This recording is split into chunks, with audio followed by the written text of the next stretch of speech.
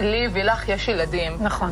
ותכף תהיה איתנו עוד איריס אחת, אבל האיריס השנייה היא סופר וומן שעוזרת לנשים כמוך אחרי לידה לטפל בילדים בבית. מעולה. מעולה. איריס הסופר וומן. שלום איריס. שלום פוטנה, שלום איריס. והיא, איריס היום תגיד לנו איך היא מטפלת בנשים אחרי לידה. מעולה.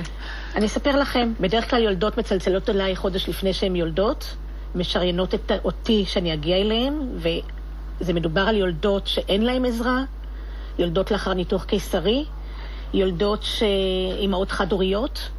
איריס, אני שמתי לב שאת מסתובבת עם ארגז. נכון, אני מגיעה עם ערכת תבלינים לכל יולדת. מזכירה לי את החשמלאים ואת האינסטרטורים, ואת הזה עם ארגז הביתה לנשים. הארגז שלי הוא מלא תבלינים, כי בדרך אני מגיעה ליולדות ולא תמיד יש להם את מה שאני צריכה לבישולים, אני מבשלת להם אוכל בריא, אוכל מזין שמתאים לכל יולדת שמניקה.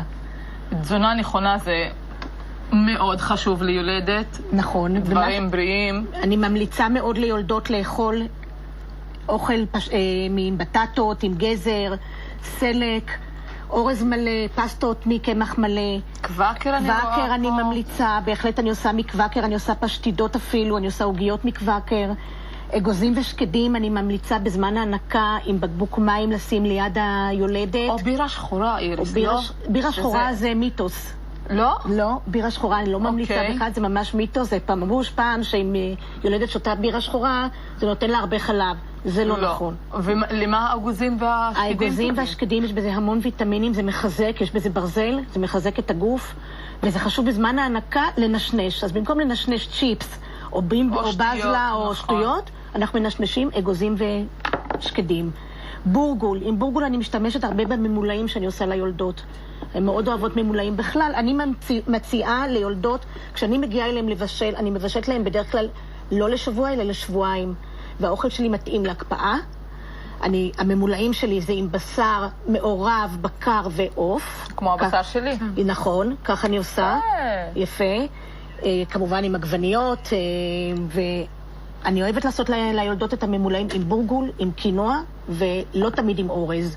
כי אורז עושה לפעמים עצירויות גם. ומה שחשוב שיולדת תאכל אוכל שלא עושה גזים. ואיריס, את עושה את הבישולים, הכל בתוך הבית שלהם? בתוך הבית של הלקוחה, של היולדת, שאני מגיעה אליה, אני מעבירה אליה תפריט במייל. אבל זה נוח להם שאישה יולדת, היא אין לה סבלנות לעצמה, וההורמונים משתוללים. אז אני אספר לך משהו, הן מאוד אוהבות בזמן שאני מבשלת לבוא ולהתחיל לטעום. הן נכנסות כבר לתוך הסירים בזמן שאני מבשלת. וזה עושה להם הרגשה טובה. קודם כל, הן יודעות מה נכנס לתוך האוכל. הן רואות אותי לבשל והן שמחות, משתתפות איתי גם, ואם יש עוד ילדים בבית, אני משתפת אותם בבישול. תביאו לי את מקרר את הביצים, תביאו לי שמן, והילדים מאוד מאוד אוהבים את זה. חוג סבתא. כן, חוג סבתא. חוג סבתא. יש משהו מאוד מרגיע שבא מישהי שעוזר. אני עושה את השירות הזה לא רק בבישולים, אלא גם אני עוזרת עם עוד ילדים בבית. אני דואגת להם לארוחות ערב, אני דואגת להם להשכבות, אם צריך לספר סיפור, אם צריך לרדת איתם. אני עושה את הכל מה שצריך לעשות בשביל להקל על היולדת בימים הראשונים שהיא חוזרת הביתה אחרי בית חולים. אני מאוד מודה לכם. איריס, אני מאוד מודה לך שבאת לי פה. תודה לכם.